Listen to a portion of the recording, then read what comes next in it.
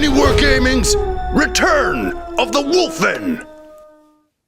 MiniWarGamer Dave here from MiniWarGaming.com, here with Josh. Welcome, Josh. Thank you. Officially MiniWarGamer Josh. This is his first video as a MiniWarGamer.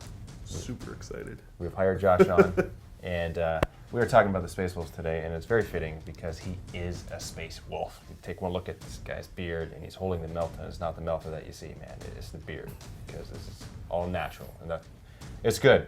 I'm getting very distracted. I don't know if I can be able to look at the beard the whole time, but It happens every time I walk into a room. it's all good. Can't blame you. Yeah.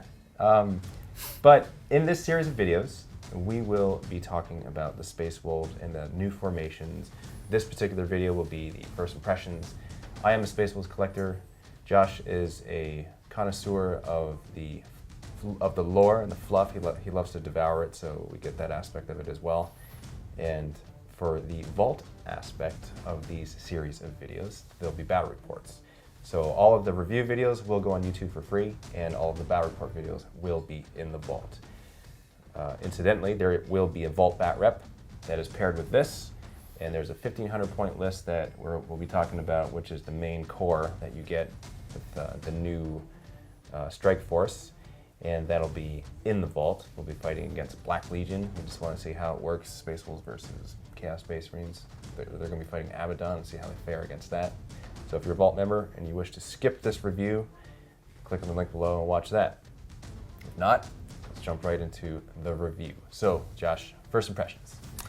Overall, I mean, I'm lucky enough that it's been a while since I've really had the chance to get super excited about Warhammer stuff. Yeah, because it's been a while since you've been into 40K. Yeah, right? I mean, I used to play 40K really heavily. That was my game of choice up until about 5th edition.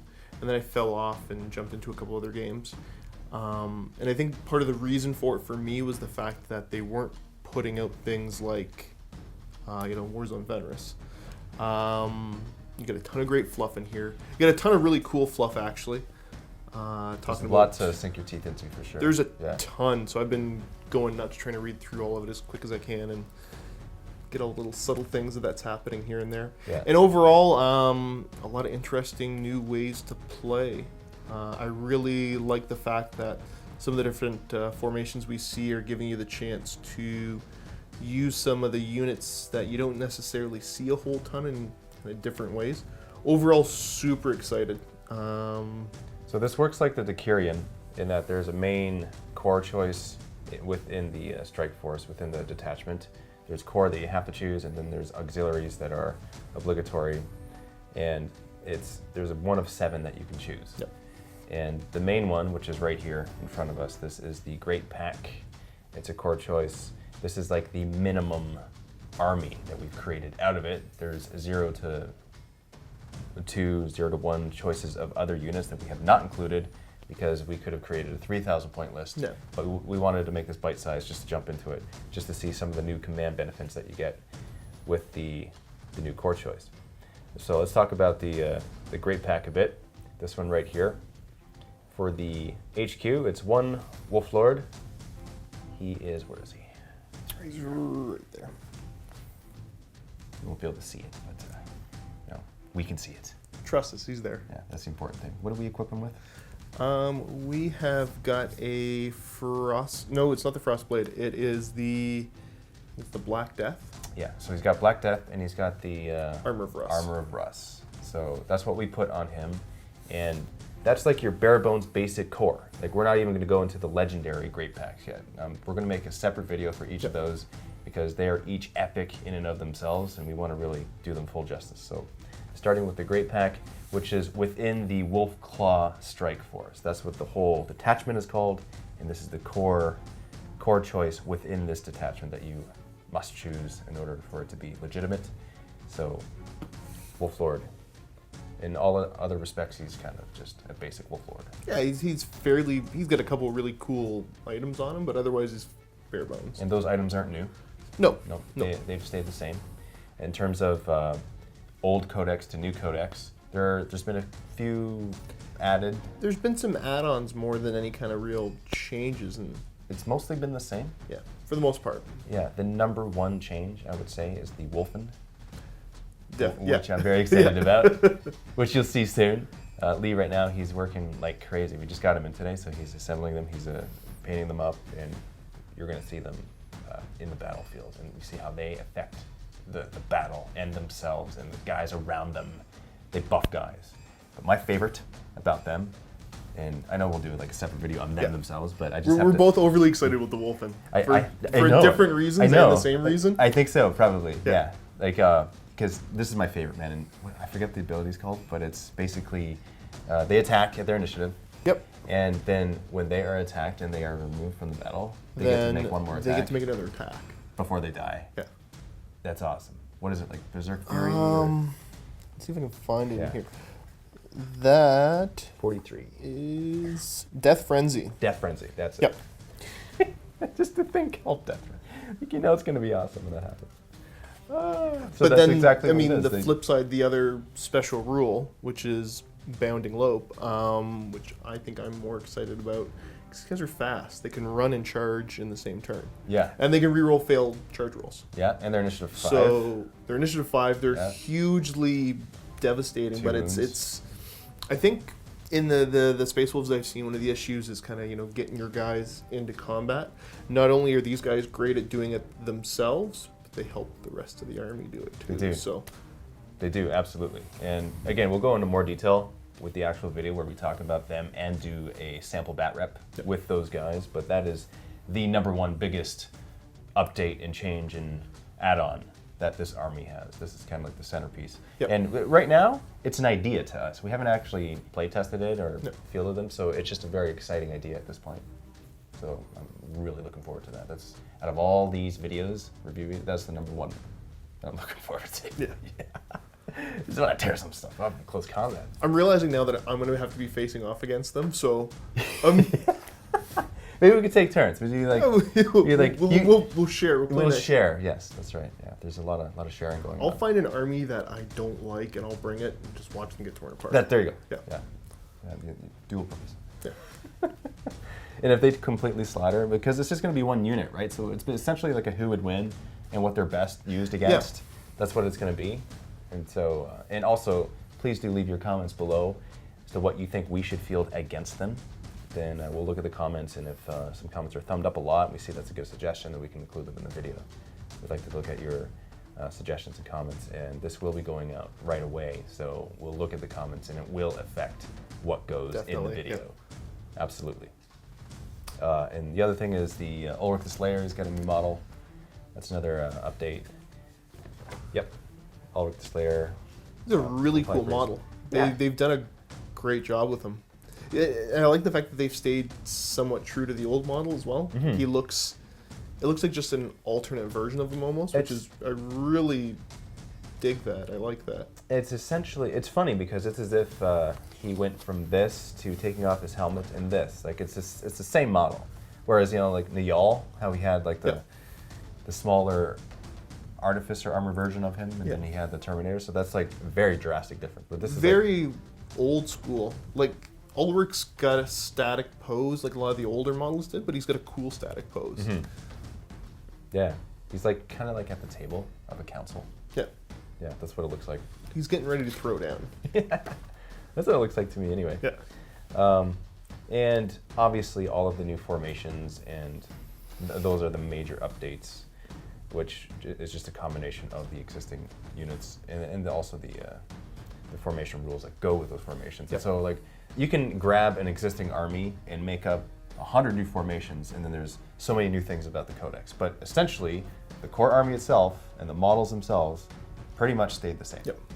So except for those couple changes that we made. Like I said, they're adding new ways to play with their models, which is exciting. Yeah. Instead of just here's a million new things you need to buy. Mm-hmm.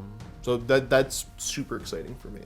I like to how what they've done is they've made it so certain formations require certain models. Yep.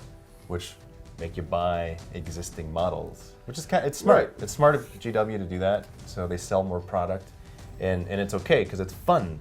It's like models you wouldn't normally bring necessarily. It's nothing outlandish that they're having you purchase, though. Right. I mean, if you've got a well-rounded collection, you're probably going to be most of the way there to having all of it anyways. So. Yeah. Yeah. So it's wise. I think it's wise of them too. And it's great. Like I'm not complaining. The Space Wolves And I like me some Space Wolf. Blood on the battlefield with those Wulfen. That's all I'm thinking about right now. They're gonna tear things apart. See, I always like the Space Viking more than the Space Werewolf. Yes. But I'm super excited because they've expanded so much and everything, and the Wulfen have been injected in a very kind of interesting way. When they first announced, I saw the models. I'm going, I don't know how this is going to fit, but they've done a really good job with fitting them into the aesthetic of the army and the fluff of the army. It's very feral. Very, yeah. Yeah. Like you wonder if they're even, like they'd speak to you in a tribal language. Or in grunts. Probably some grunts. I think it'd be grunty. Yeah. That's what it looks like anyway. Okay, going back to the Greatpack, the main core choice, which is the idea of this video. We've got the Wolf Lord. Now let's go on to the unit of, it says 1 to 3 units chosen from the following list: Blood Claws, Sky Claws, and Swift Claws. We chose to take them from the Sky Claws, just to add some variety, because for the other ones we chose more infantry, so Sky Claws up front. And we equip them with what? Plasma guns? We got plasma guns on there, and we've got the battle leader with a power fist. Okay, and it's a 10-man squad. That's what we've done. It's 1 to 3 units. We chose 1 unit. Yep. And just to flesh it out a bit at the bare minimum, yet putting some weapons on them, make them viable. Definitely. Right? So I mean, they're still a threat, but they're not a huge point sink. They're a mobile unit that can force your opponent to react. And yeah, exactly. You can't ignore them. They're in your face. Yep. And something important to note as well is that the Sky Claws, they're kind of like the glorified scouts because of their stat line, their weapon skill, skill. 3. But they have the regular armor save of 3 Right. up, so except for the battle leader, he's a bit higher, which is why he's the one with the power fist. And that's something that I need to accept as a Space Wolf player, because I think about those guys like, well, they're essentially assault marines, but they're not quite. No. But they're kind of They fulfill a similar role, but yeah, the stats aren't there in the exact same way, but they're pretty close. yeah. I mean, they're close enough where they're in between Scout and Space Marine. Yeah. Yeah, that's what it feels like anyway. The play style of them. That's what it feels like. Yeah. Part of the Greatpack formation itself, you get 2 special rules. Right. One is Cunning of the Wolf, which allows you to outflank your units. If you roll a 6 at the beginning of the game, they have outflank. Right. An independent character attaches to that unit. It's a roll of a 4+. Right. You get the +2. You get, So. yeah, and they get the outflank. Yep. The other special ability is Jarl of Russ, which is So if this formation is your primary detachment, which of course it will be for this, you can reroll your warlord trait. yeah, it's basically standard. It's very standard, except for the Cunning of the Wolf. That is specialized and specific. Right. It's very Space Wolfy, and that hasn't changed from before. No, that's That still was the same. No. Yeah, so this is your new basic formation. Okay, so there's that, and then it says 0 to 1, Lucas the Trickster, so you can bring him in this Greatpack, but we have chosen not to. Not to. But the favorite thing about Lucas is, his, I'll call it a silly ability, because he can go up against like a Bloodthirster. Yeah. And then just... So what it is if he dies in a challenge, then once he dies, whether he wins or not, you and your opponent roll off, and if you beat your opponent, that model is also removed from the table. So it's like, you can go up against a Primarch and take him out. So on if you beat him in the single die roll on off. one so opposed dice roll off. I think it's the last laugh is what it's called. Yeah. Yeah. Yeah, the stasis bomb. And I've never done it. I've never brought him and done that. No? No, I've never done. I have the model on the shelf, and I've never had the opportunity to do that. But it sounds very chaotic. It sounds very left up to the dice gods. Something that would happen in a game. So I might just do it, just for fun. It probably won't go over. It'll probably it'll probably die, and then that's you'll it. lose the dice roll right away, and super anticlimactic. Yeah. Oh man, it's just I'm picturing it, and then can you just picture that? It'd be laugh worthy either way. It is though. laugh worthy. It's for sure, and it's like your opponent's like, well, okay, all right, I accept the ridiculousness of that. Yeah. But yeah, you can bring him. We've chosen not to in this one.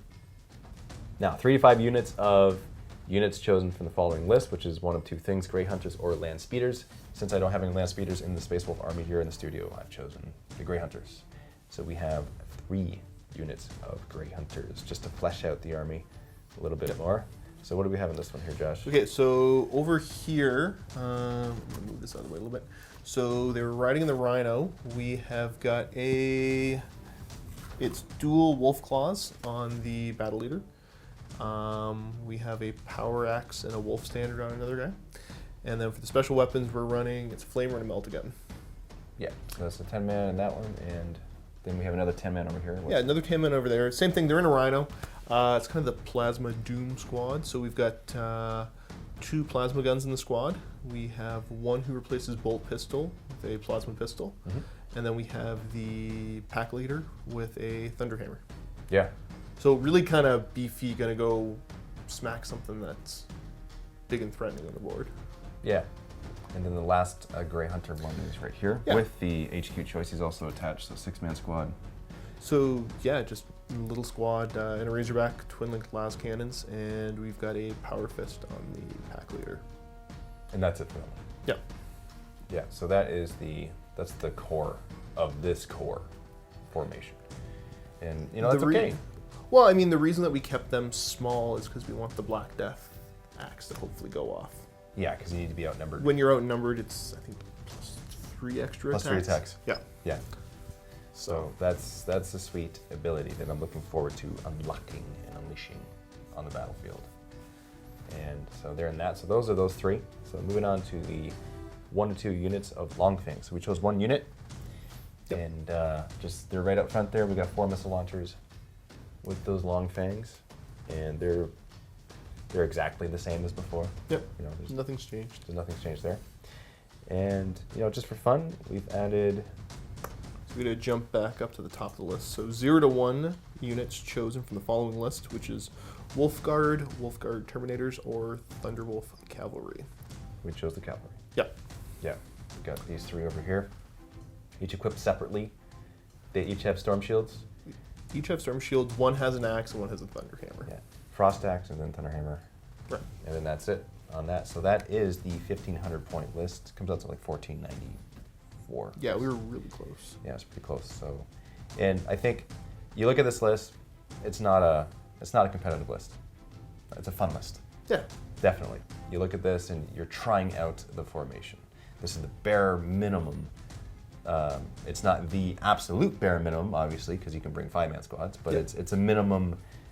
It's not a min-max. Definitely not list. min-max. It's, you know, it's let's take some stuff and have some fun. Yeah, exactly. Kind of try them out. Yep. You know, kind of get a feel for them, and all as well. What we wanted to do is we wanted to do WYSIWYG, and we wanted to just use the existing models that we had. So this is what we've got going here. Otherwise, I would have actually brought some more. I would have brought land speeders. I think that'd be an interesting feel to it. Make them a bit quicker. Could have brought some swift claws, but we're going to be focusing on that in one of the other specific formations. There's something coming up that you're going to see swift claws either way. So. Exactly. You're going to see in the formation of swift claws, and it's going to be sweet. Yeah. So stay tuned for that. Now, overall impressions of this core formation. The command benefit, there's a couple that you get here. One is countercharge. Right. Which is kind of the main one for this list that we're wanting to see how it goes. Yeah. So basically what we're looking at the end of your opponent's charge phase, you get to declare charges with the wolves. So any unit that's unengaged gets to declare a charge. The only kind of catch is that when the Space Wolves declare a charge on the other guy's turn, they have to do it against a unit that's locked into combat. With another unit that's part of this formation. Correct, yeah. Yeah. So that's pretty sweet. So let's say you're the Chaos player, which is really hard. It's hard for me to say that, by the way. Is that difficult? I'm giving up I my could baby. see your lip quiver a little bit when you said that. I don't want to say the words out of my mouth right now, but you are the Chaos player, and you've charged me in your assault phase, and I have some unoccupied free guys that can charge you. Let's say like some Thunderwolves. Sure, because they're part of the formation. Yeah.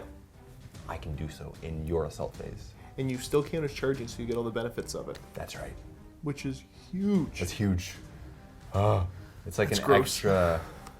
You see, what that does is it plays to a whole bunch of new maneuvering tactics because you want to position your guys in such a way where as to benefit from that because you can negate that by doing a multi-charge, Right. but at the same time you're sacrificing that extra attack because you're doing a multi-charge.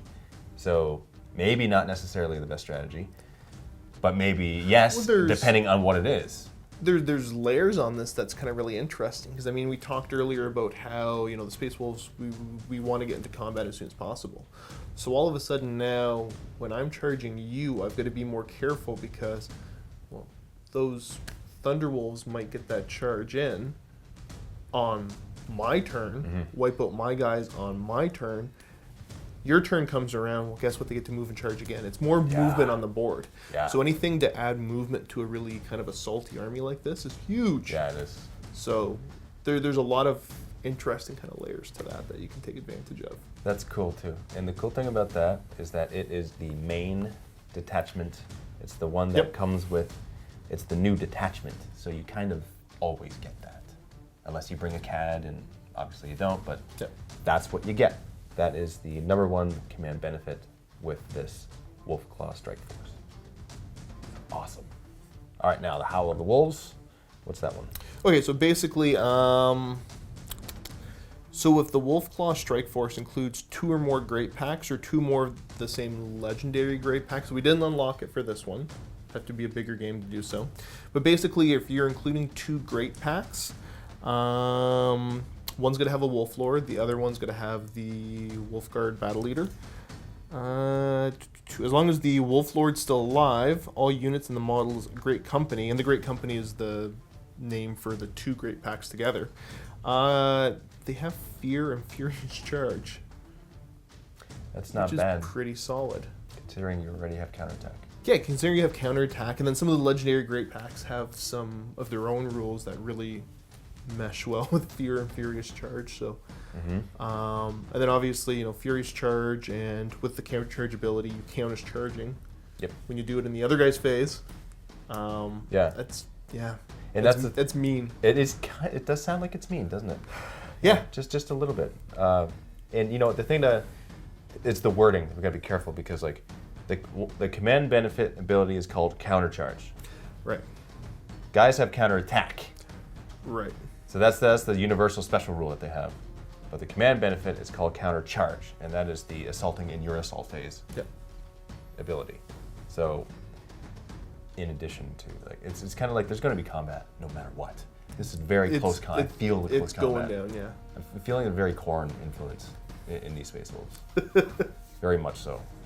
So I think we did this justice talking about it right now, and I want to get to some action. Definitely. Fighting these guys and pitting them up against Abaddon and assaulting in Abaddon's assault phase. See how he feels about that. So what do you think, Josh? Yeah. Yeah. Let's do this. Let's throw down. All right. So Vault members, if you wish to join us and watch that bat rep to see how this new formation plays out in this new detachment with the new Space Wolves, then click on the link below to watch it. If you're not a Vault member, we invite you to click on the link below and sign up for a free 7-day trial to the MiniWarGaming Vault so that you can see that battle report, as well as the rest of this entire series that we'll be creating, and all of the other videos that are in the MiniWarGaming Vault, the narrative campaign battle reports, and the additional battle reports that you get behind the scenes, painting tutorials, and also Vault members help to support us. Yeah, I mean it's the Vault members that get guys like me in here to do this. So that's right. If it wasn't for Vault members, Josh wouldn't be here. No, not at all. And that would be sad. This would not exist. It would be sad. It wouldn't. And the beard. The beard would have less. It wouldn't be so luxurious looking. I think so. Yeah, I believe that wholeheartedly. Yeah. So excited to get into close combat. So yes, click on the link below. We will see you in the next bat rep, and happy wargaming.